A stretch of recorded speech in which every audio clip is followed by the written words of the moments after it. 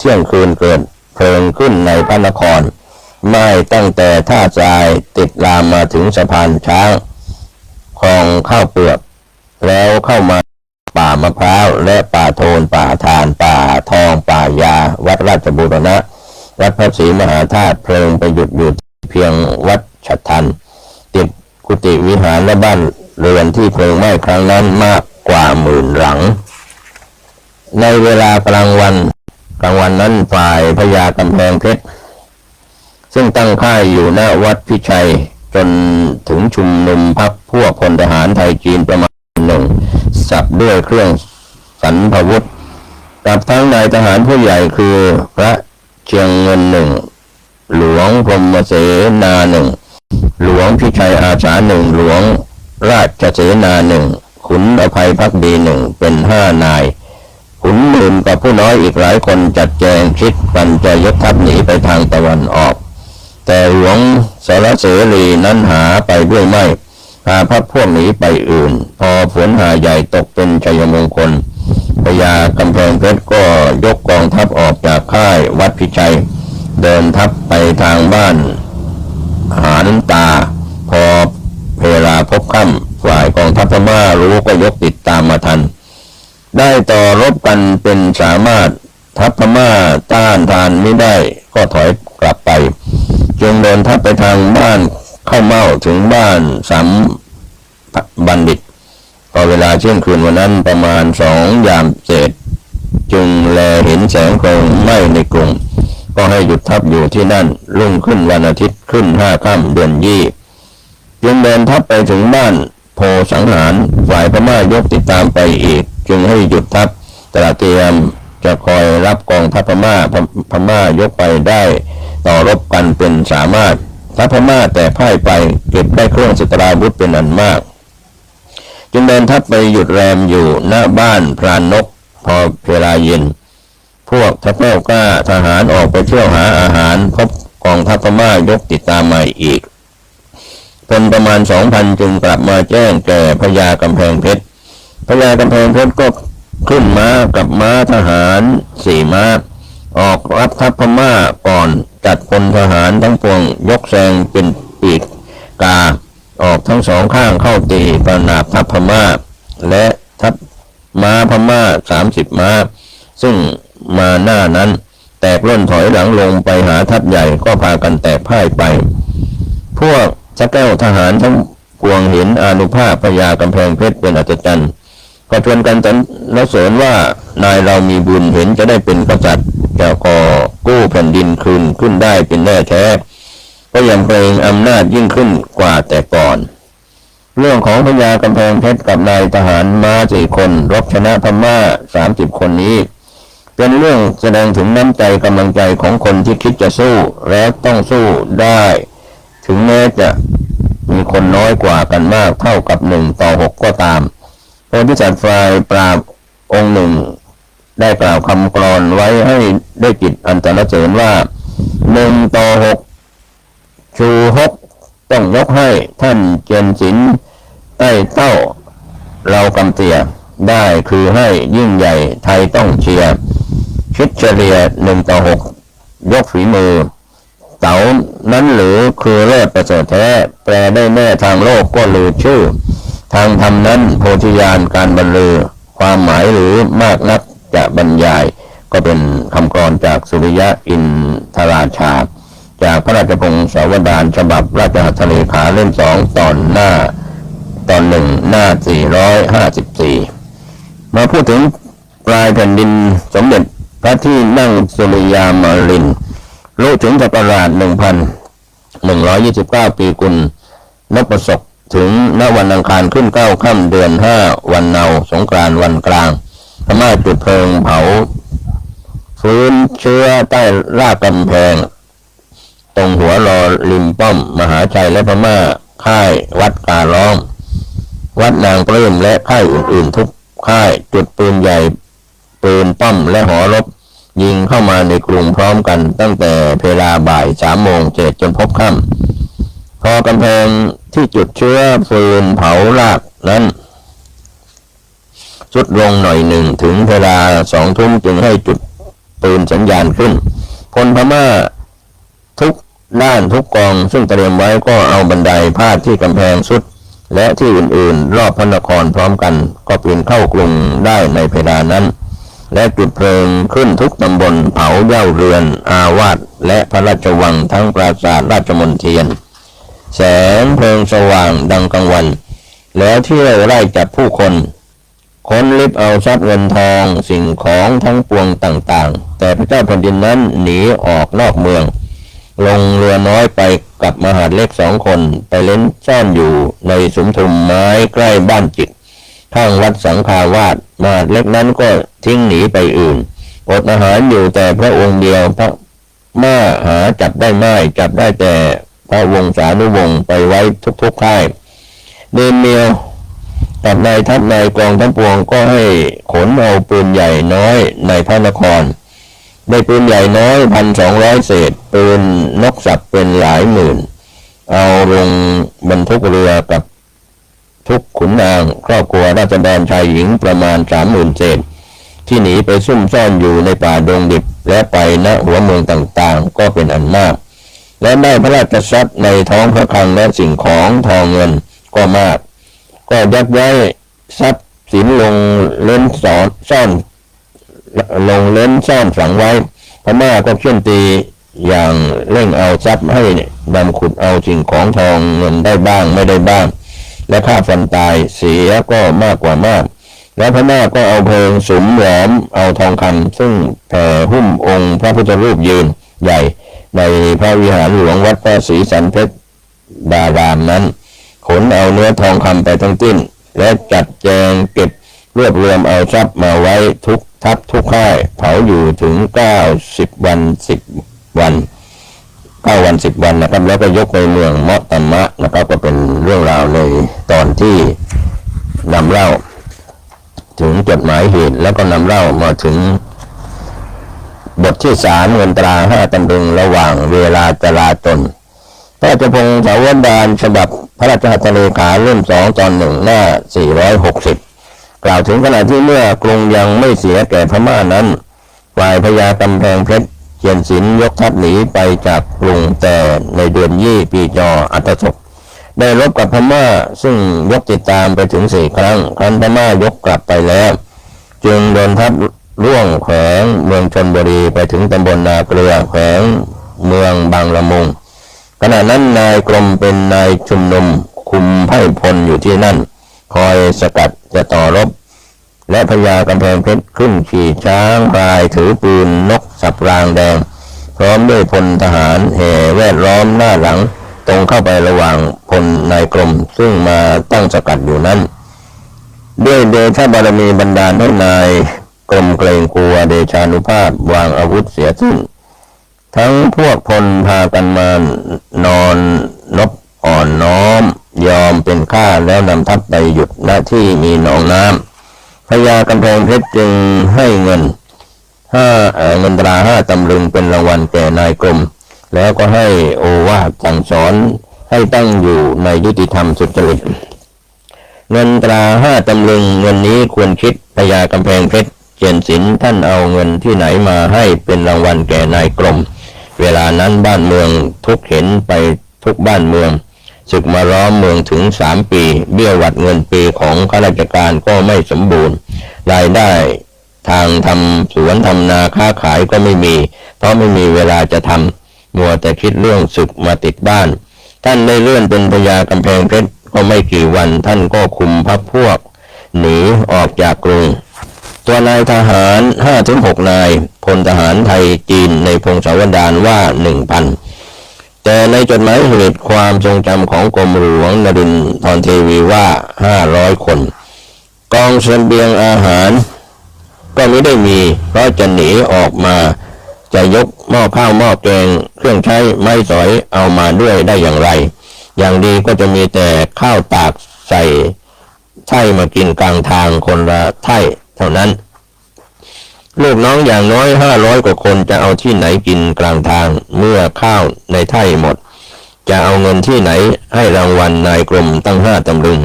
ซึ่งไม่ใช่น้อยในเวลาคับขันอย่างนั้นและในประวัติศาสตร์เขียนว่าเงินนั้นเป็นเงินตราด้วย ไม่ใช่เบี้ยหอยอย่างต่ำๆความสงสัยนี้เก็บไว้ไม่ไหวได้ทูลถามพระวิญญาณของสมเด็จพระเจ้าตากสินมหาราชซึ่งในขณะนั้นในเดือนกุมภาพันธ์ 2516 ทรงเป็นเทพบุตรชั้น 9ยังมีหน้าที่ช่วยป้องกันบ้านเมืองทรงทำงานร่วมกับสมเด็จพระนเรศวรมหาราชซึ่งภาคต้นทรงเป็นพระมหาพรหมประทับบนพรหมเกษตรแต่แบ่งภาคโพธิสัตว์ลงมาช่วยป้องกันบ้านเมืองอยู่แม้ในขณะนี้พระโพธิสัตว์พระเจ้าตากสินมหาราชทรงเล่าให้ฟังว่าพระบิดาของพระองค์คือท่านเจียนโล่แจ่ลิ้มซึ่งทำมาค้าขายตั้งโรงสีข้าวและขายข้าวทำเป็นล่ำเป็นสันจึงได้มีทรัพย์พอให้พระอนุชาของพระองค์ทั้งสองพระองค์ชื่อเจียนซื่อกับเจียนจิ้นมีทุนขยายกิจการได้กว้างขวางขึ้นพระมารดาของพระองค์ก็เป็นผู้หมั่นขยันสั่งสอนธิดาทั้งสามคือคุณประยงประหยัดและประยอมให้รู้จักอดออมจับจ่ายใช้สอยแต่ที่จำเป็นช่วยกันค้าขายจนมีทรัพย์มากเมื่อปลายแผ่นดินนั้นโจรผู้ร้ายชุกชุมพระมารดาจึงทรงเก็บเงินตราใส่ไหแล้วฝังซุกซ่อนไว้หลายแห่งขณะที่พระองค์เสด็จมาจากเมืองตากเข้ามาอยู่ในกรุงนั้นพระบิดาทรงเป็นห่วงบุตรคนโตคือพระองค์มากจึงได้สั่งพระมารดาและบุตรชายบุตรสาวทั้งห้าว่าอย่าทิ้งเจียมศิลอย่าทิ้งเจียมศิลอย่าทิ้งเจียนศิลอย่าทิ้งเจียนศิลให้เอาเงินไปให้เจียนศิลใช้เจียนศิลต้องมีเงินคนไม่มีเงินทำอะไรไม่ได้เจียนศิลต้องมีเงินเจียนศิลต้องมีเงินเป็นคำกล่าวของบิดาท่านเตือนท่านภรรยาของท่านอย่างนี้เสมอหนึ่งท่านจะรู้อะไรล่วงหน้าซึ่งคำที่ท่านเตือนนั้นพวกเราไม่เคยรู้และไม่เคยคิดมาก่อนเลยสักนิดเมื่อตอนที่พญากำแพงเพชรเจียนศิลจะพาพรรคพวกหนีออกจากกรุงนั้นท่านก็เคยคิดถึงเรื่องเงินเหมือนกันกำลังหนักใจอยู่ว่าไม่มีเงินจะยกออกจากกรุงได้อย่างไรเพราะขาดเสบียงจะมีต้องทำตัวเป็นกองโจรไปถึงไหนก็ขอเขากินขอเขาไม่ให้ก็ปล้นเขากินอย่างนั้นหรือพระองค์ทรงเล่าว่าขณะที่พระองค์แสนจะหนักพระทัยอยู่นั้นคุณประยงน้องสาวซึ่งแต่งตัวปลอมเป็นชายก็มากับคุณเจนเซอร์สองพี่น้องทำเป็นว่าเอาขนมและผลไม้จากบ้านสวนมาให้พี่ชายแต่ความจริงเอาเงินตราเงินแท่งและทองแท่งมาให้ซึ่งเป็นมรดกส่วนพระองค์ที่ได้รับแบ่งจากพระบิดาตอนนั้นพระบิดาสิ้นพระชนม์แล้วท่านประชวรเพียง2 วันเท่านั้นแต่เรื่องนี้น้องสาวกับน้องชายปิดความจริงไม่ทูลให้ทรงทราบเพราะเห็นว่าพี่ชายกำลังยุ่งก็ทูลว่าท่านบิดาสั่งให้เอาเงินและทองมาให้เพราะรู้ว่าพี่จะต้องใช้เท่านั้นพระองค์รับสั่งว่าบิดามารดาพี่น้องชายหญิงทุกคนช่วยเหลือเราทั้งแรงกายแรงสติปัญญาและกำลังทรัพย์หลายครั้งแต่ไม่ได้ตอบแทนแต่งตั้งให้ใครได้เป็นใหญ่เป็นโตมียศถาบรรดาศักดิ์เลยเพราะเราเป็นโพธิสัตว์ฝ่ายช่วยบ้านเมืองจึงทำงานเพื่อช่วยชาติศาสนามิได้เห็นแก่ญาติพี่น้องเลยพระยากำแพงเพชรเจียนศิลดีใจมากเมื่อได้รับเงินจากน้องสาวและน้องชายแล้วก็สั่งน้องทั้งสองว่าเจ้าจงรีบกลับไปบอกแม่เถิดว่าพี่กราบเท้าขอบพระคุณแม่และพ่อพี่จะออกจากกรุงไปแต่จะเป็นอย่างไรต่อไปยังไม่ได้แจ้งเจ้าอย่ามาหาที่พี่ที่นี่อีกถ้าไม่ตายก็จะส่งข่าวให้รู้เจ้าจงรีบกลับไปเถิดน้องทั้งสองนั้นรักพี่ชายมากเหลือเกินเข้ากราบเท้าทั้งสองของพี่ชายคนโตแล้วจึงได้ลากลับไปก็ตอนนี้ก็ย้อนไปกล่าวถึงตอนต้นสักเล็กน้อยว่าพอได้เรื่องติดต่อกันพญากำแพงเพชรเจียนศิลก็ได้เงินแล้วก็พากันกับพวกหนีออกจากกรุงเมื่อวันเสาร์ขึ้น4 ค่ำเดือนยี่ปีจออัฏฐศกศักราช1128เป็นปีพุทธศักราช2310ได้รบชนะพม่าหลายครั้งจนถึงวันจันทร์ขึ้น6 ค่ำในพงศาวดารกล่าวว่าขุนชำนาญไพศาลและนายกองช้างเมืองนครนายกนำเอาช้างพลาย5กับช้างพัง1รวมเป็น6 เชือกมาให้พญากำแพงเพชรและขอเป็นข้าแล้วก็นำกองทัพไปถึงบ้านกงท่านได้พูดจาสั่งสอนพวกขุนหมื่นพันทนายฝ่ายบ้านกงโดยดีถึง3 ครั้งแต่พวกนั้นไม่ฟัง ากจะลบจึงลบกันก็แพ้ลบท่านก็ได้ข้างพรายกับเงินทองและอาหารเป็นอันมากเงินทองนั้นไม่มีมากด้วยเวลานั้นยากจนไปทั่วกันแล้วมีแต่พวกเบี้ยถึงมากแต่ก็ไม่มีราคาเท่าใดเดินทางต่อมาจึงได้พบพวกนายกรมซึ่งพญากำแพงเพชรนำเงินส่วนตัวของท่านให้เป็นรางวัล5 ตำลึงดังที่ได้กล่าวมาแล้วข้างต้นมากล่าวถึงบทที่4เจ้าตากสินตั้งแต่ออกจากกรุงพญากำแพงเพชรพาพวกเดินทางมาอีก17 วันถึงตำบลหินโค้งและน้ำเก่าเข้าแขวงเมืองระยองเป็นวันอังคารแรม6 ค่ำเดือนยี่นายกรมจงรักภักดีพาให้พลจำนวน10,000นำทัพมาด้วยตอนนี้ว่ากันตามพงศาวดารท่านก็มีไพร่พลถึง17,000แล้วการใช้จ่ายก็ต้องหมดเปลืองมากขึ้นตามกำลังคนและช้างม้าที่ติดตามมาขณะนั้นพญากำแพงเพชรมีพรรคพวกมากขึ้นด้วยบุญบารมีของพระโพธิสัตว์ไปถึงไหนศัตรูก็พ่ายแพ้ผู้คนเห็นลักษณะอันมั่นคงก็เคารพรักจึงพาพรรคพวกมาเข้าด้วยเป็นจำนวนมากจึงมีทหารไทยจีนอยู่มากมายในทหารไทยคือพระเชียงเงินหลวงพระพรหมเสนาที่ติดตามมาเมื่อออกจากกรุงพระท้ายน้ำหลวงพลหลวงชำนาญไพรสนนายศรีสงครามพระธรรมรงค์อิ่มนายบุญมีนายแสวงนายนาคนายทองดีเหล่านี้นะครับตลอดถึงนายทหารจีนนั้นก็คือหลวงพิพิธหลวงพิชัยหลวงพรหมขุนจ่าเมืองเสือร้ายหมื่นท่องในเวลานั้นข่าวคราวของกรุงก็แพร่หลายออกมาว่ากรุงเสียแต่พม่าฆ่าศึกแล้วและตามหัวเมืองมีผู้ตั้งตัวเป็นเจ้าขึ้นหลายก๊กนายทหารทั้งหลายที่เป็นไทยจีนปรึกษากันว่าควรที่พญากำแพงเพชรเจ้านายของตนจะได้ตั้งตัวเป็นเจ้าบ้างจะสะดวกแก่การกู้ชาติบ้านเมืองกลับคืนพญากำแพงเพชรก็เห็นชอบด้วยจึงตั้งสัจจะอธิษฐานทางวาจาว่าจะทนุบำรุงประชาราษฎรให้ร่มเย็นเป็นสุขจะประกาศศาสนาให้แพร่หลายถาวรสืบไปเหมือนดังพระเจ้าแผ่นดินองค์ก่อนๆที่จัดการบ้านเมืองให้สงบเรียบร้อยและการพระศาสนาก็เจริญรุ่งเรืองมาแล้วแต่อดีตนายทหารและไพร่พลทั้งจีนไทยก็มีความยินดีจึงยกพญากำแพงเพชรขึ้นเป็นเจ้าเรียกว่าเจ้าตากสินตามนามเดิม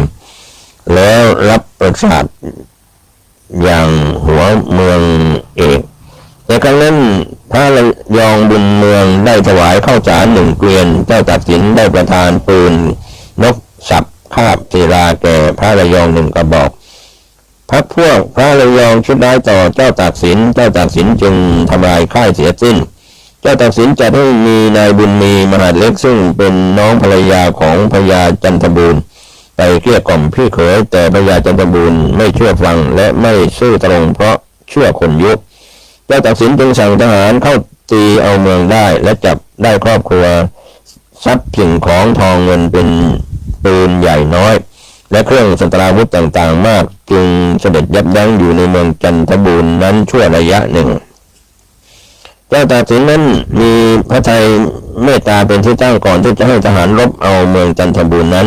ก็ทรงให้คนไปประโลมใจพญาจันทบูรณ์หลายครั้งพญาจันทบูรณ์เคยถามน้องภรรยาหลายภายหลังจากสาบานกันแล้วว่าเจ้าตากสินเป็นคนเช่นไรน้องภรรยาก็บอกว่าอันเจ้านายของเรานี้มีน้ำพระทัยตั้งอยู่ในสัตว์สุจริตจะตรัสสิ่งใดก็จะได้เป็นคนอุบายมายาล่อลวงแก่ผู้ใดนั้นหามิได้ถ้าผู้ใดมิได้ประทุษร้ายก่อนแล้วที่จะทำอันตรายแก่ผู้นั้นมิได้มีเป็นอันขาดจากพระราชพงศาวดารฉบับราชหัตถเลขาเล่ม2 ตอน 1 หน้า 467แต่พญาจันทบูรณ์ก็ไม่เชื่อเพราะเชื่อคนยุครั้งหนึ่งเมื่อเดินทางถึงเมืองชลบุรีได้ตั้งให้นายทองอยู่น้อยเป็นพญาอนุราชบุรีศรีมหาสมุทรครองเมืองชนประธานกระบี่บั้งเงินเล่มหนึ่งเสื้อเข็มขาบดอกใหญ่พื้นแดงดุมทอง9 ดุมตัวหนึ่งเข็มขัดประดับพลอยสายหนึ่งแล้วโปรดประทานโอวาทสั่งสอนว่าแต่ก่อนท่านประพฤติการทำทุจริตตั้งแต่นี้จงละเสียอย่าได้กระทำสืบไปจงตั้งใจประพฤติกุศลสุจริตธรรมให้สมแก่ฐานาศักดิ์แห่งท่านพึงอุตสาหะ ธนุบำรุงสมณพราหมณ์ประชาราษฎร์โดยยุติธรรมแล้วประทานเงินตรา2 ชั่งไว้สำหรับให้สงเคราะห์สมณพราหมณ์ประชาราษฎรผู้ยากไร้ขัดสนด้วยข้าวปลาอาหารแล้วตรัสสั่งพญาอนุราชว่าถ้าผู้ใดจงใจจะมาอยู่สำนักท่านจงโอบอ้อมอารีเลี้ยงดูไว้อย่าได้เบียดเบียนบีทาถ้าผู้ใดสวามิภักดิ์จะตามเราออกไปท่านอย่าได้มีใจอิจฉาจงกรุณาอย่าขัดขวางช่วยส่งผู้นั้นออกไปให้ถึงสำนักเราโดยสะดวกอย่าให้เป็นเหตุการณ์สิ่งใดได้และท่านจงบำรุงพระพุทธศาสนาอนุเคราะห์อาณาประชาราษฎรให้ทำมาหากินอยู่ตามภูมิลำเนาอย่าให้มีโจรผู้ร้ายเบียดเบียนแก่กันได้แล้วประทานเงินตราแก่สัปเหร่อให้ขนซากศพอันอดอาหารตายทิ้งเรียงรายอยู่นั้นเผาเสียให้สิ้นแล้วประทานบังสุขุนทานและแจกเงินตราอาหารแก่ยาจกวณิพกณเมืองชลบุรีนั้นเป็นอันมากและทรงอุทิศแผ่ส่วนกุศลไปให้กับคนตายทั้งหลายเพื่อจะให้เป็นปัจจัยแก่พระโพธิญาณก็มีที่มาจากพระราชพงศาวดารหน้า473ก็นำเล่าประวัติตามที่นำเล่าในหัวข้อใครฆ่าพระเจ้าตากสินซึ่งบันทึกไว้โดยภิกษุณีวรมัยกบิลสิงห์ก็เป็นส่วนหนึ่งนะครับที่หลายคนหลายท่านคงรู้จักภิกษุณีวรมัยกบิลสิงห์ในพื้นที่นครปฐมในยุคอดีตจนถึงปัจจุบันวันนี้ผมเกษตรเพชรมิตรบรรณาธิการข่าวต้านนิวก็ได้รับเอกสารนี้ถ่ายทอดเป็นเสียงมีข้อผิดพลาดทางประวัติศาสตร์อย่างใดหวังจะได้รับอภัยจากบัณฑิตผู้รู้โชคดีในการศึกษาประวัติศาสตร์ในยุคอดีตติดตามศึกษาก็จะก่อเกิดประโยชน์ในข้อดีข้อด้อยข้อถูกข้อผิดอย่างไรสวัสดีครับสวัสดีครับท่านผู้ฟังที่เคารพวันนี้ผมกเกษตรเพชรมิตรบรรณาธิการข่าวก้าวหน้านิวกับการถ่ายทอดเอกสารเป็นเสียงเรื่องใครฆ่าพระเจ้าตากสินโดยภิกษุณีวรมัยกบิลสิงห์ได้เรียบเรียงไว้นำมาถ่ายทอดท่านใช้วิจารณญาณในการรับข้อมูลเรื่องราวประวัติศาสตร์เหล่านี้ก็นำเล่ามาถึงเรื่องที่พระเจ้าตากท่านทำหน้าที่พระโพธิสัตว์ได้ครบถ้วนคือเมื่อเห็นผู้ใดประพฤติผิดทำนองครองธรรมก็เรียกมาตักเตือนก่อนเมื่ออ่อนน้อมเชื่อฟังก็ให้ยศถาบรรดาศักดิ์ให้สิ่งของที่เป็นทรัพย์แล้วสั่งสอนให้ประพฤติธรรมมีเมตตากรุณาต่อราษฎรทั้งหลายที่เข้ามาพึ่งพาอาศัยเพราะเวลานั้นเมืองแตกแยกเป็นก๊กเป็นเหล่าอยู่ถึง6 ก๊กประชาชนทั้งหลายกำลังลำบากพลัดพรากจากกันอยู่ทั่วไปเมื่อเห็นใครพอจะเป็นที่พึ่งได้ก็เข้าอาศัยร่มไม้ใบบุญจึงควรจะเมตตาเขาให้มากสอนแล้วให้ข้าวของยศศักดิ์แล้วยังให้เงินแก่สัปเหร่อและแจกคนยากจนอีกสังเกตได้ว่าท่านบำเพ็ญทานบารมีอย่างหนักตั้งแต่เริ่มตั้งตัวจนหมดอำนาจท่านทำทานทุกโอกาสที่จะทำได้แม้ตีบ้านเมืองใดได้ท่านก็จะสั่งไม่ให้ทหารของท่านทำร้ายชาวเมืองและแย่งชิงทรัพย์สมบัติของเขาซึ่งเราจะได้เห็นข้อนี้ในข้อความต่อไปว่าเป็นที่น่าเสียใจว่านายทองอยู่น้อยซึ่งเป็นราชพงศาวดารกล่าวว่าเป็นผู้ประพฤติมิชอบนั้นครั้นเมื่อได้ยศถาบรรดาศักดิ์เป็นพระอนุราชแล้วก็ยิ่งทำการกำเริบหนักขึ้นร่วมกับหลวงพลและขุนอินเชียงตั้งตัวเป็นโจรกระทำโจรกรรมตีชิงสำเภาและลูกค้าวานิชเหมือนเดิมไม่ได้ตั้งอยู่ในธรรมโมวาทที่ทรงมีพระประสาทสั่งสอนเมื่อท่านยกทัพเรือจะเข้ามาแก้มือพม่าเพื่อเอากรุงคืนพอมาถึงเมืองชลบุรีได้ทราบข่าวร้ายจึงให้จับตัวพญาอนุราชกับหลวงพลและขุนอินเชียงได้ความเป็นสัตย์จริงจึงให้ลงโทษอย่างหนักประหารชีวิตเสียแล้วตั้งผู้มีใจเป็นธรรมให้ครองเมืองชนต่อไปท่านที่ติดตามมาถึงตอนนี้จะสงสัยว่าท่านเป็นพระโพธิสัตว์มาเกิดเหตุใดจึงฆ่าคนได้จะไม่บาปหรือว่าเป็นโพธิสัตว์แล้วมีสิทธิพิเศษจะฆ่าใครก็ผิดก็ได้ทั้งนั้นไม่ใช่อย่างนั้นโพธิสัตว์ไม่มีสิทธิพิเศษอย่างใดในทางพระพุทธศาสนาการฆ่าฟันกันมีบาปทั้งนั้นมากน้อยต่างกันแต่เหตุผลของแต่ละท่านและเจตนาที่กระทำลงไปซึ่งก็แล้วแต่กรรมชั่วของผู้ถูกกระทำประกอบการวินิจฉัยด้วยเรื่องพระโพธิสัตว์นี้เคยมีมาแต่ครั้งโบราณเมืองไทยเราแต่ก่อนก็ถือพุทธศาสนาฝ่ายมหายานเหมือนกัน กล่าวย้อนไปอีกนิดว่าพุทธศาสนามีทางไปนิพพานได้3ทาง1ทางพระอรหันต์ด้วยการพยายามกำจัดกิเลสของตนให้หมดไปอย่างเดียวตามคำสั่งสอนของพระพุทธเจ้าไม่ยุ่งเกี่ยวช่วยเหลือใครแม้บ้านเมืองจะเริ่มจมอย่างไรก็ช่างมันและช่างเขาเราไม่เกี่ยวตัดช่องน้อยไปแต่คนเดียวจริงๆเมื่อตัดกิเลสได้ก็สำเร็จเป็นพระอรหันต์ได้แก่ผู้เคร่งทางฝ่ายเถรวาทอย่างในเมืองไทยสมัยนี้ถืออย่างเถรวาทกันมาก2ทางพระปัจเจกโพธิเจ้าสำเร็จแล้วเป็นพระพุทธเจ้าอย่างที่เรียกว่าไม่สอนใครรู้ได้ตนเองทำได้ตนเองโดยอาศัยบารมีเก่าส่งเสริมสำเร็จในเวลาว่างจากพระพุทธศาสนา3ไปเป็นพระพุทธเจ้าในอนาคตคือประพฤติปฏิบัติทางโพธิสัตว์ถือเอาตั้งแต่ตอนเจ้าชายสิทธัตถะออกบวชและเสวยแต่ผลไม้บำเพ็ญพจน์พรหมจรรย์จนได้ตรัสรู้เป็นพระสัมมาสัมพุทธเจ้าแล้วทรงสั่งสอนคนทั่วไปให้เข้าถึงความหลุดพ้นจนหมดอายุสังขารเข้าปรินิพพานเมื่อวัยชราทั้ง3ทางนี้พุทธศาสนาฝ่ายมหายานนับถือกันมากและแบ่งแยกโพธิสัตว์ออกเป็น2พวกที่1บวชเป็นพระถือพจน์พรหมจรรย์มีเมตตาเป็นหลักช่วยเหลือมนุษย์และสัตว์ทั่วไปเท่าที่จะสามารถช่วยได้พวกที่2เป็นโพธิสัตว์ช่วยทางบ้านเมืองปกปักรักษาประเทศชาติและพระศาสนายอมอุทิศตนเพื่อปราบคนชั่วให้คนดีมีศีลธรรมได้อยู่อย่างเป็นสุขเพื่อพระศาสนาจะได้ยั่งยืนถาวรต่อไปพวกนี้ท่านเป็นนักเสียสละอย่างกว้างขวางการช่วยชาติก็ต้องมีเรื่องรบราฆ่าฟันกันเป็นเรื่องบุญปนบาป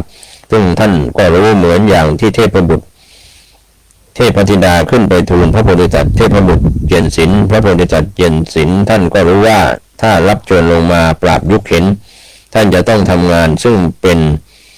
การกุศลได้ช่วยชาติศาสนาแต่การปราบปรามก็จะต้องฆ่าคนชั่วซึ่งก็เป็นเรื่องทำบาปเหมือนกันท่านจึงนิ่งตรึกตรองอยู่นานยังไม่อาจจะรับคำเชิญได้ทันทีแต่เมื่อเทพบุตรเทพธิดาอ้อนวอนอย่างหนักเพราะไม่เห็นใครแล้วนอกจากท่านด้วยท่านมีบารมีสูงสุดที่จะจุติตายจากสวรรค์ในขณะนั้นมาเกิดในเมืองมนุษย์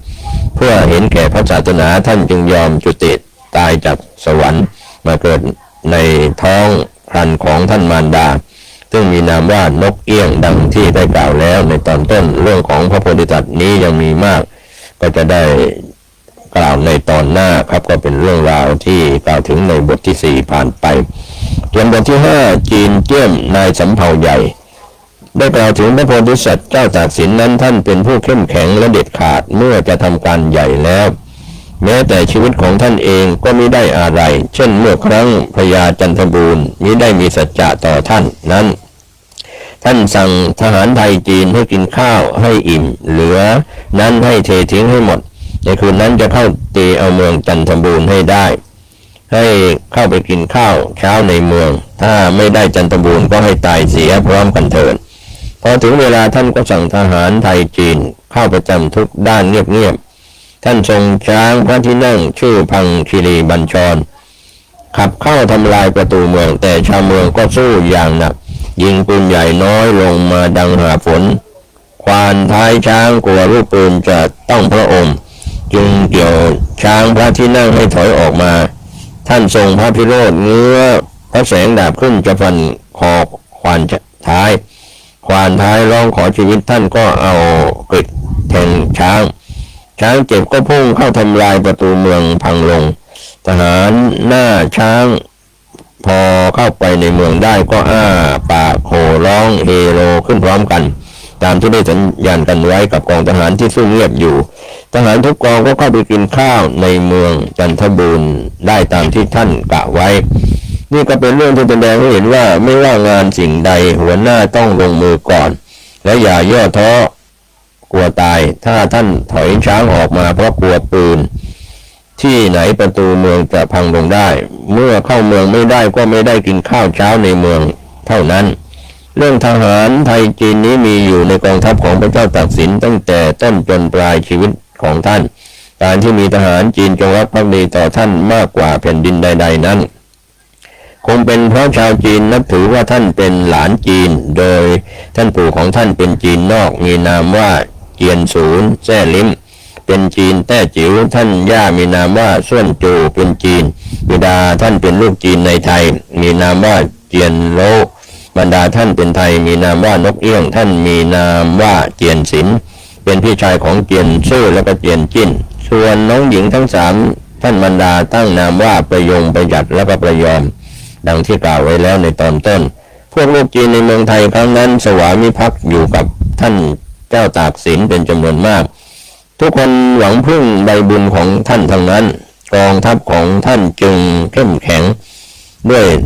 ทหารไทยจีนเป็นกำลังอันยิ่งใหญ่ยิ่งกว่าพวกเจ้าอื่นๆที่ตั้งตัวเป็นเจ้าคือ1เจ้าพิษณุโลก2เจ้าพระฝาง3เจ้านครศรีธรรมราช4เจ้าพิมาย5พระนายกองโพ3ต้นในกรุงเก่าก็มีเรื่องจีนเจี้ยมก็มีหลักฐานอยู่ในพระราชพงศาวดารเล่ม2ตอน1หน้า481ก็มีใจความที่นำมากล่าวว่าพระเจ้าตากสินท่านได้ทราบข่าวว่าสำเภาจีนลูกค้ามาทอดอยู่ณท้องทะเลหน้าปากน้ำเมืองตราดเป็นหลายลำจึงให้ข้าหลวงไปหาตัวนายสำเภาเข้ามาโดยดีและนายสำเภาขัดแข็งไม่มากลับต่อเรือรบยิงเอาเรือข้าหลวงกลับเข้ามาทูลก็ทรงพระพิโรธจึงเสด็จลงเรือใหญ่ยกกองทัพออกไปล้อมไว้คืนหนึ่งพวกจีนนายสำเภายังไม่ยอมอ่อนน้อมครั้นเวลารุ่งเช้าจึงตรัสสั่งนายทัพนายกองให้ยกเข้าตีสำเภาพวกจีนต่อรบยิงโต้ตอบกันอยู่ประมาณครึ่งวันพลข้าหลวงปืนขออภัยพลข้าหลวงก็ปีนขึ้นสำเภาได้ไล่ฆ่าฟันจีนบนสำเภาตายเป็นหลายคนพวกจีนลูกค้าก็พ่ายเก็บได้ทรัพย์สินของทองเงินเป็นอันมาก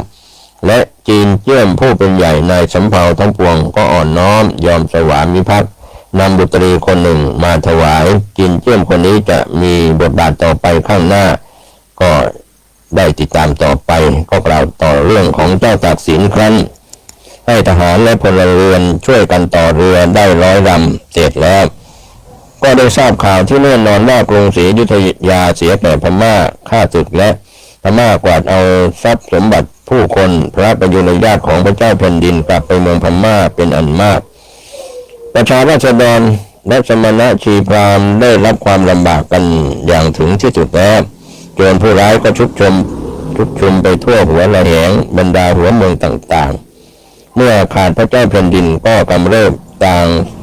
ช่องสุมผู้คนขึ้นเป็นก๊กเป็นหมู่เต้นสะดมกัน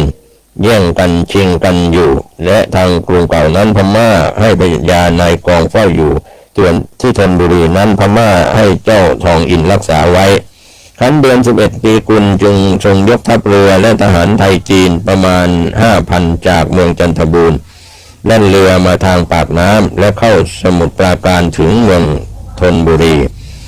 เจ้าตากตีได้เมืองธนบุรีแล้วตามติดพวกกรมการเมืองขึ้นไปถึงโพ3 ต้นก็ให้ยกทหารเข้าที่ค่ายโพ3 ต้นแตกทางฝากตะวันออกพระเจ้าตากจึงตรัสสั่งให้ทำบันไดจะพาดเข้าปีนค่ายใหญ่ฝากตะวันตกซึ่งมีกำแพงที่พระนายกองพม่าอยู่นั้นและกองพญาพิพิธพญาพิชัยทัพจีนเป็นกองหน้ายกเข้าตั้งค่ายประชิดแนววัดกลางห่างค่ายใหญ่ประมาณ 7-8 เส้น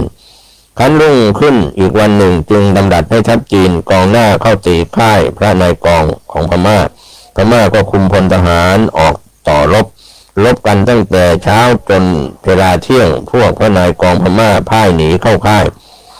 ทัพจีนได้ติดตามเข้าไปในค่ายพระนายกองพม่าฆ่าตัวตายในค่ายนั้นฝ่ายเจ้าตากครั้นตีได้ค่ายโพ3 ต้นแล้วจึงเสด็จด้วยพลโยธาทหารแห่เข้าไปในค่ายประทับอยู่หน้าจวนพระนายกองจึงพญาธิเบศรบดีขุนนางเก่าในกรุงศรีอยุธยาซึ่งตกอยู่ณค่ายโพ3 ต้นนั้นมากราบถวายบังคมต้อนรับจึงตรัสสั่งให้พลทหารกระทำอันตรายแก่ผู้คนครอบครัวทั้งปวงมันอยู่ในค่าย และได้ทรงเห็นราชตระกูลและข้าราชการเก่าในกรุงเก่าได้รับความทุกข์ทุรพลลำบากก็ทรงพระกรุณาสังเวชจึงพระราชทานทรัพย์สิ่งของต่างๆแก่พวกขุนนางเก่ากับทั้งพระราชวงศ์สานุวงศ์ทั้งนั้นแล้วเสด็จเข้ามาตั้งพระปราประทับอยู่ในพระนครให้ไปขุดพระศพพระเจ้าแผ่นดินซึ่งพระนายกองพม่าฝังไว้นั้นกระทำพระโกฏตามสังเขป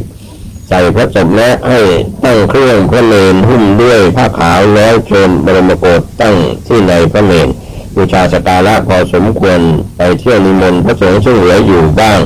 มาสดับประกรณ์ทรงถวายทายทานตามสมควรแล้วก็ถวายพระเพลิงอันนี้ก็เป็นการนำเล่ามาถึงตอนนี้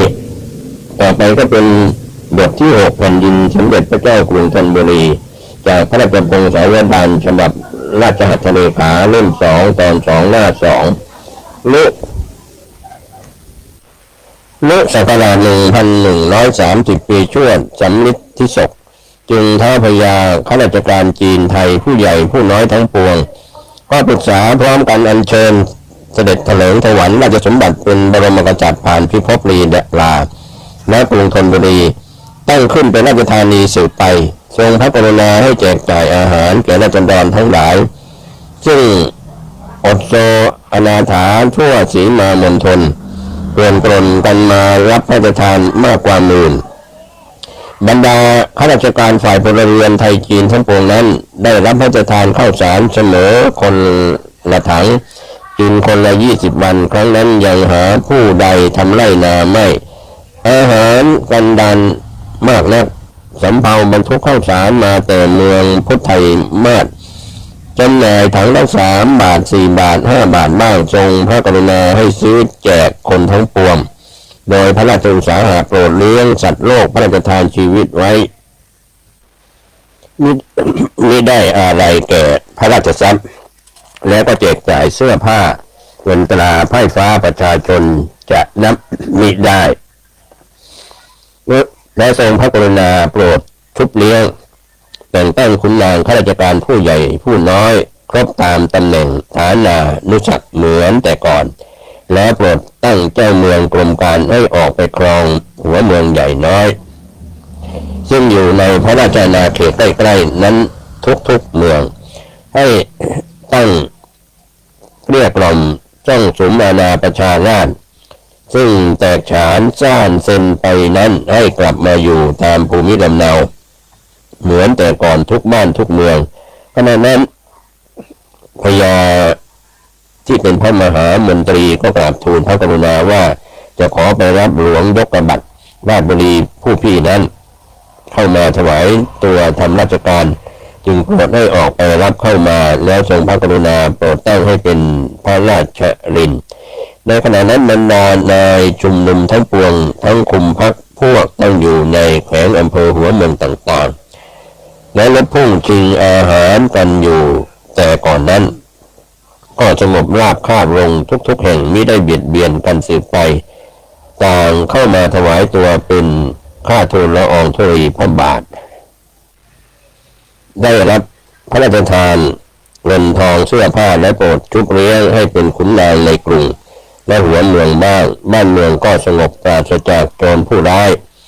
และราษฎรก็ได้ทำไร่นาลูกค้าวานิชก็ไปมาค้าขายทำมาหากินเป็นสุขข้าวปลาอาหารก็ค่อยบริบูรณ์ขึ้นคนทั้งหลายก็ค่อยได้บำเพ็ญการกุศลต่างๆฝ่ายสมณะสักยบุตรในทางพระพุทธศาสนาก็ได้รับบิณฑบาตจตุปัจจัยค่อยได้ความสุขบริบูรณ์เป็นกำลังเล่าเรียนบำเพ็ญเพียรในสมณกิจฝ่ายคันธธุระวิปัสสนาธุระทั้งปวงต่างๆในปีชวดสำริดศกนั้นสมเด็จพระพุทธเจ้าอยู่หัวทรงพระราชดำริว่าพระพุทธศาสนาจะวัฒนาการรุ่งเรืองนั้นเพราะอาศัยจตุบริษัททั้ง4ปฏิบัติตามพระบรมพุทโธวาทและประสงค์ทุกวันนี้ยังปฏิบัติในจตุปาริสุทธิศีลบ่มิได้บริบูรณ์เพราะเหตุหาพระราชาคณะซึ่งทรงพระปริยัติธรรมและสมถะวิปัสสนาจะสั่งสอนได้จึงมีพระราชโองการสั่งพระศรีภูริปีชาราชเสนาบดีศรีสารักษ์ให้สืบเสาะหาพระสงฆ์เถรานุเถระผู้รู้อัตรู้ธรรม แต่งตั้งขึ้นเป็นพระราชาคณะแล้วทรงวิหารและเสนาสนะกุฏิหลายพระอารามมากกว่า200หลังสิ้นพระราชทรัพย์เป็นอันมากแล้วตรัสพระเบียงตักเตือนถวายพระราชโอวาทไว้ว่าขอพระผู้เป็นเจ้าทั้งปวงจงตั้งใจปฏิบัติสำรวมรักษาในพระจตุราบริสุทธิศีลให้บริสุทธิ์ผ่องใสอย่าให้เศร้าหมองแม้นผู้เป็นเจ้าจะขัดสนด้วยจตุปัจจัยสิ่งใดนั้นเป็นธุระโยมจะอุปถากผู้เป็นเจ้าทั้งปวงแม้นถึงจะปรารถนามังสะและลุทิละก็คือเนื้อและเลือดของโยมก็อาจสามารถจะเชือดเนื้อและโลหิตออกถวายเป็นปัจจติกะทานได้และทรงพระราชดำริว่าพระพุทธศาสนาจะเจริญรุ่งเรืองกิรทิฏฐิการนั้นก็อาศัยกุลบุตรเล่าเรียนพระปริยัติธรรมจึงทรงพระกรุณาให้สังฆกาลีธรรมการทำสาระบัญชีพระสงฆ์รูปใดที่บอกที่เรียนพระไตรปิฎกมากก็ทรงถวายไตรจีวรผ้าเทศเนื้อละเอียดแล้วทรงถวายปัจจัยแก่เถรเนนตามที่เราเรียนได้มากและน้อยอันหนึ่งให้โปรยปลายพระราชทรัพย์และแจกทานแก่ยาจกทุกวันอุโบสถ8 ค่ำ15 ค่ำแล้วตั้งโรงทานไว้สำหรับแจกจ่ายคนโซทั้งปวงในความรู้สึกของสมเด็จพระเจ้าตากสินมหาราชท่านทรงเป็นพระโพธิสัตว์จริงๆพอได้เป็นพระเจ้าแผ่นดินสิ่งแรกที่ทรงทำก็คือแจกทานเป็นการใหญ่แจกตั้งแต่คนโซจนถึงข้าราชการพลเรือนทั้งจีนไทยเสมอหน้ากันหมดไม่ได้ใช่จะแจกแต่ข้าวปลาเท่านั้นท่านแจกเงินตราและเสื้อผ้าท่านเอาที่ไหนมาแจกมากมายแจกคนนับเป็นหมื่นช่วยกันคิดหน่อยเงินในท้องพระคลังนั้นไม่มีพระองค์เคยรับสั่งบอกว่าเงินในท้องพระคลังไม่มีนะเงินไม่มีซึ่งเราก็รู้อยู่ว่าพม่าขนไปจนหมดสิ้นแม้กระทั่งบังคับจับคนเพี้ยนให้ขุดเงินที่ฝังไว้ได้แล้วก็ขนเอาไปเมืองพม่าหมดแจกทานแล้วท่านก็ตั้งขุนนางข้าราชการตามตำแหน่งทั้งผู้ใหญ่ผู้น้อยแต่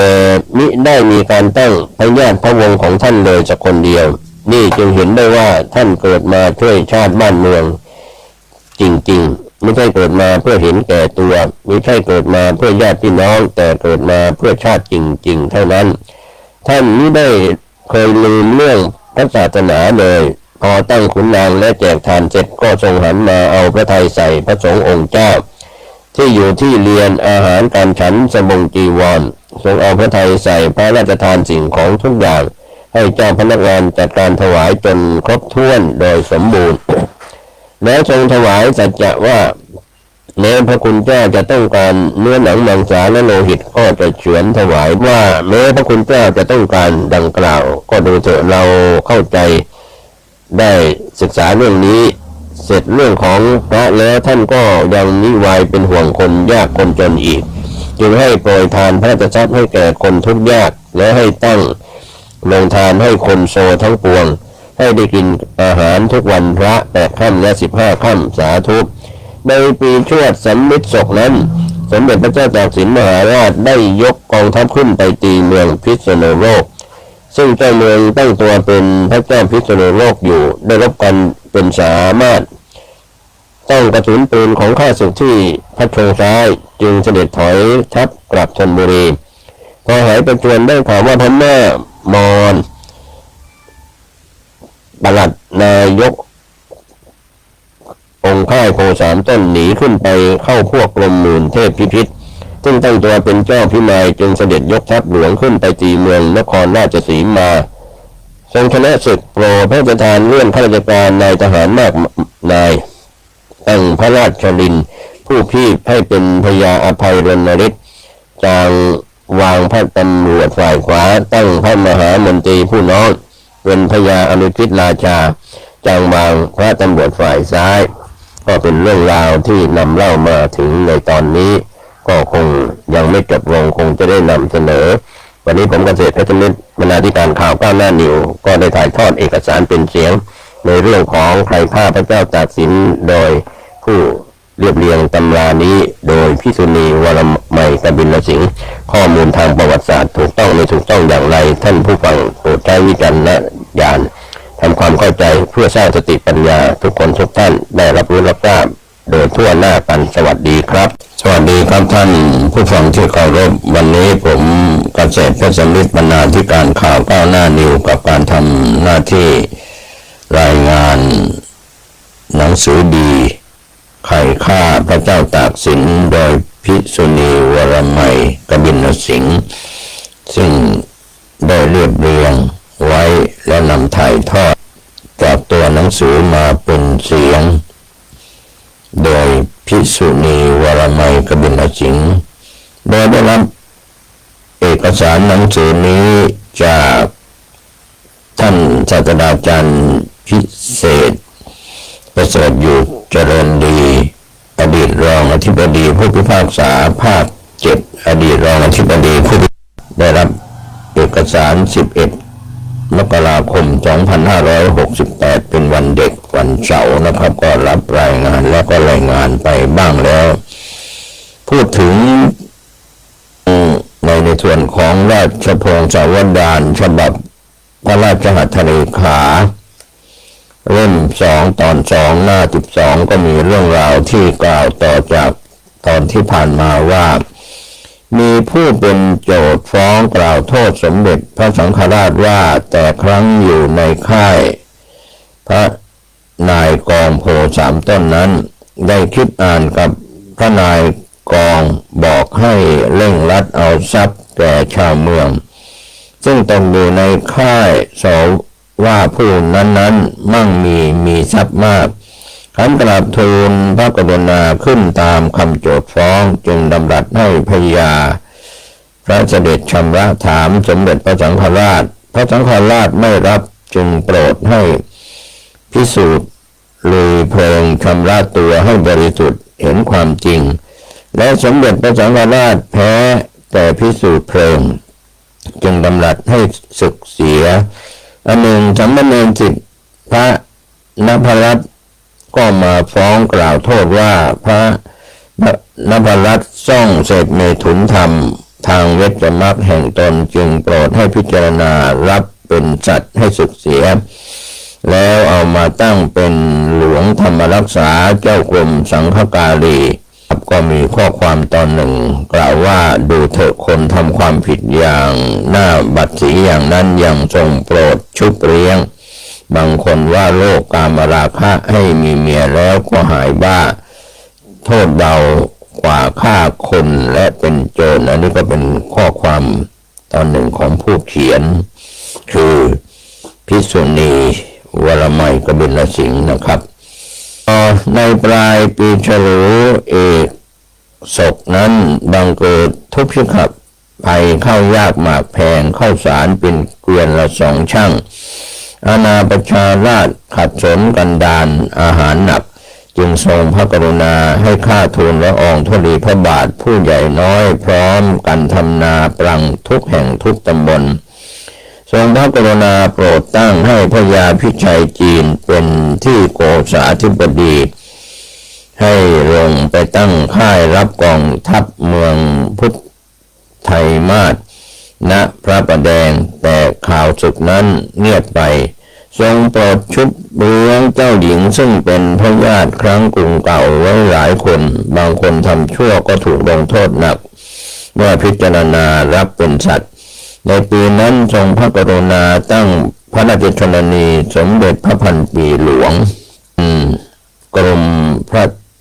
เทพมาศตามโบราณราชประเพณีและโปรดตั้งเจ้าคอกหอกกลางพระมเหสีเดิมเป็นกรมหลวงบาทบริจาริกาและตั้งพระเจ้าหลานเธอ3 องค์เป็นเจ้าราชินีกุลชื่อเจ้านาราสุริยวงศ์องค์หนึ่งเจ้ารามรักษ์องค์หนึ่งเจ้าปทุมภัยจิตองค์หนึ่ง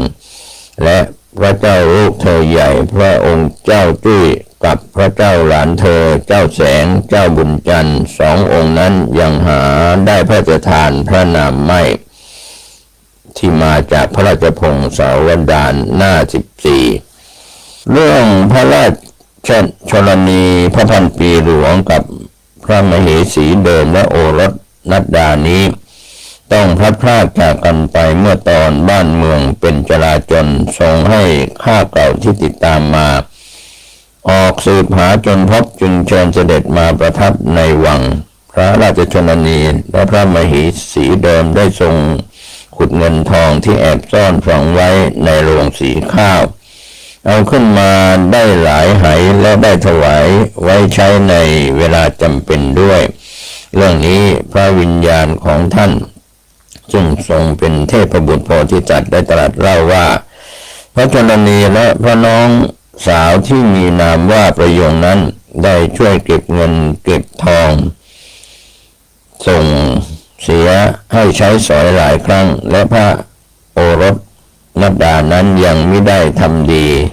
ทำชอบในราชการก็ยังไม่โปรดพระราชทานยศถาบรรดาศักดิ์มาถึงบทที่7พระบารมีปรากฏอภินิหารทรงจัดทัพให้พญาอภัยรณฤทธิ์พญาอนุชิตราชาพระยาอนุชิตราชายกไปทางเมืองนครราชสีมาให้พญาโกษาธิบดีไปทางปราจีนให้เจ้าพญาจักรีแขกพญายมราชพระศรีพิพัฒน์พญาเพชรบุรีไปตีนครศรีธรรมราชสายนี้ไปถึงเมืองปะทิวนายมั่นพาพรรคพวกมาสมัครอยู่ด้วยทรงพระกรุณาตั้งให้เป็นพระชุมพรให้เข้าอยู่ในกองทัพจะเดินไปเมืองนครศรีธรรมราชทางเรือยังเกิดพายุคลื่นลมหนัก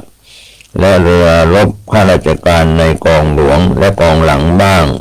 ก็ล่มบ้างแตกบ้างเข้าจอดแอบบังอยู่ในอ่าวสมเด็จพระพุทธเจ้าอยู่หัวจึงดำรัสให้ปลูกศาลขึ้นสูงเพียงตาบนฝั่งให้แต่งตั้งเครื่องพญาสังเวยบวงสรวงเทพารักษ์อันพิทักษ์ท้องมหาสมุทร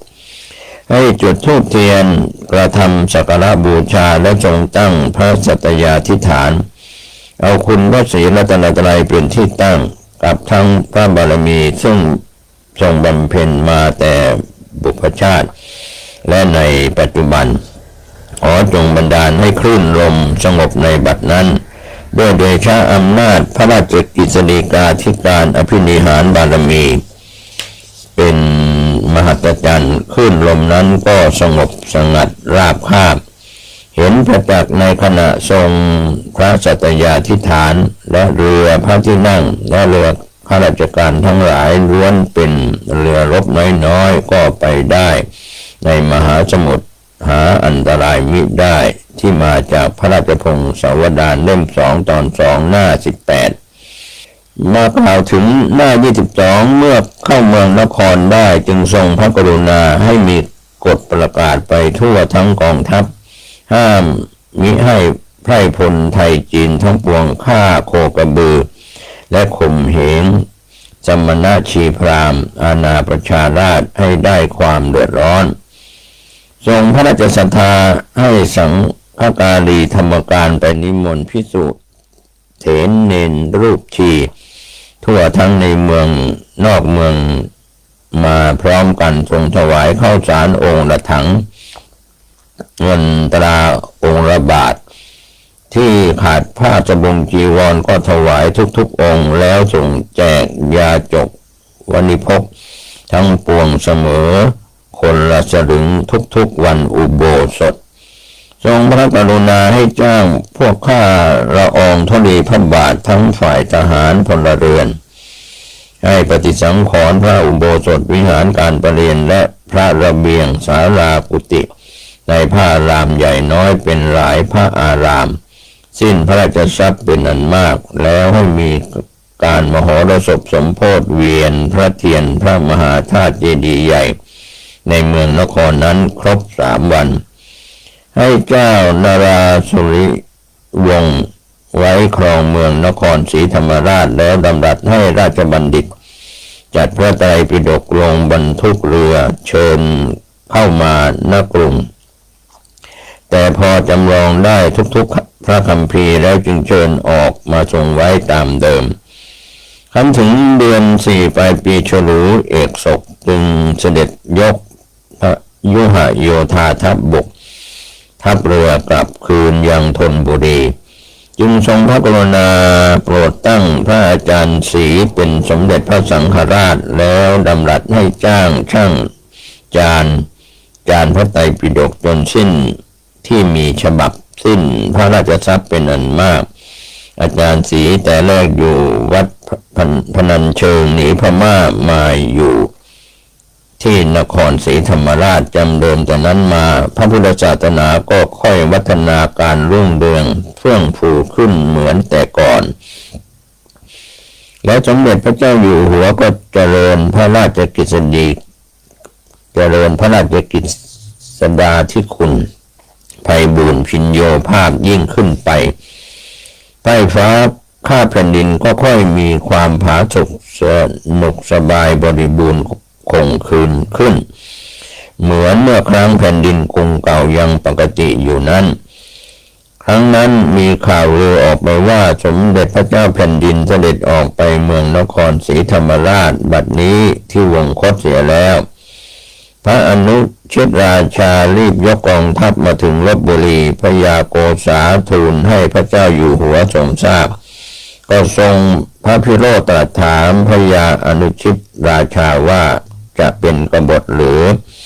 พญาอนุชิตราชาจึงกราบทูลพระกรุณาโดยจริงว่าข่าวลือออกไปว่าสมเด็จพระเจ้าอยู่หัวเสด็จที่วงคตณเมืองนครศรีธรรมราชข้าพระพุทธเจ้าเกรงว่าข้าศึกอื่นจะยกมาชิงเอากรุงธนบุรี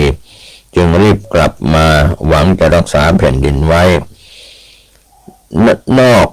กว่าพระเจ้าอยู่หัวแล้วซึ่งข้าพระพุทธเจ้าจะได้ยอมเป็นข้าผู้อื่นอีกนั้นหาไม่ได้เลยเป็นอันขาดเมื่อได้ทรงสดับก็หายพระโกรธไม่กิ้วกลับทรงพระโสมนัสดำรัสสรรเสริญพญาอนุชิตราชาว่าเองเป็นคนซื่อสัตย์แท้น้ำใจสมัครเป็นข้าแต่กูผู้เดียวมิยอมเป็นข้าผู้อื่นสืบไปคำถึงณวันเสาร์เดือน8แรม14ค่ำสมเด็จพระเจ้าอยู่หัวเสด็จยกพลไทยจีนไปปราบเจ้าพระฝาง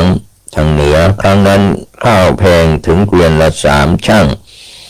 ด้วยเดชะพระบรมโพธิสมภารบันดาลกำปั่นข้าวสารมาแต่เกาะทิศใต้เป็นหลายลำในขณะเมื่อจะยกทัพจึงทรงพระกรุณาให้รอทัพอยู่และให้จัดซื้อจ่ายแจกกองทัพจนเหลือเฟือแล้วได้แจกจ่ายแก่สมณชีพราหมณ์ยาจกวณิพกและครอบครัวบุตรภรรยาข้าราชการทั้งปวงทั่วกันแขกเมืองตรังกานูและแขกเมืองยกตรานำปืนคาบกีฬาเข้ามาทูลเกล้าถวายถึง 2,200 กระบอกพอกองทัพพญายมราชซึ่งยกมาทางฝั่งตะวันออกนั้นขึ้นไปถึงจึงพระราชทานข้าวปลาอาหารให้จ่ายทัพจนทั่วดำรัสให้ยกกองทัพบกรีบขึ้นไปติดเมืองสว่างคบุรีรุ่งขึ้นอีก2 วันกองทัพพญาพิชัยราชาซึ่งยกมาทางฝั่งตะวันตกจึงขึ้นไปถึงจึงดำรัสให้จ่ายเสบียงอาหารให้ยกรีบขึ้นไปให้ทันทัพพญายมราชฝั่งตะวันออกแล้วตรัสว่าเราจะยกทัพเรือขึ้นไปบัดนี้น้ำในแม่น้ำยังน้อยนักตลิ่งยังสูงอยู่ข้าศึกจะได้เปรียบยิงปืนลงมาแต่บนฝั่งถนัดแต่ถ้าว่าไม่ช้าดอกพอทัพบกยกข้ามแม่น้ำน้อยเสียได้3 วันน้ำก็จะเกิดมีมากขึ้นด้วยเดชะพระบรมโพธิสมภารเป็นมหัศจรรย์ครั้นถึง3 วันน้ำก็เกิดมากขึ้นเสมอตลิ่งบ้างลบตลิ่งบ้างประดุจกระแสพระราชดำรัสไว้นั้นจำเดิมแต่นั้นมาบรรดานายทัพนายกองและไพร่พลทัพบกทัพเรือทั้งปวงได้แจ้งเหตุแล้วก็ยกมือขึ้นถวายบังคมทุกคนเอาพระเดชานุภาพเป็นที่พึ่งปกเกล้า มีน้ำใจกล้าหาญไม่ได้ย่อท้อต่อการรณรงค์องอาจที่จะลบสู้หมู่ปัจจามิตรข้าศึกได้เห็นพระบารมีปรากฏเป็นแท้เป็นเอกสารจากราชพงศ์สวดานฉบับราชหัตถเลขาเล่ม2 ตอน 2 หน้า 30กล่าวถึงเมื่อเสด็จเข้าเมืองสว่างคบุรีจึงดำรัสให้แต่งกฎประกาศแก่กองทัพบกทัพเรือไทยจีนทั้งปวงห้ามอย่าให้ข่มเหงริบเอาทรัพย์สินของ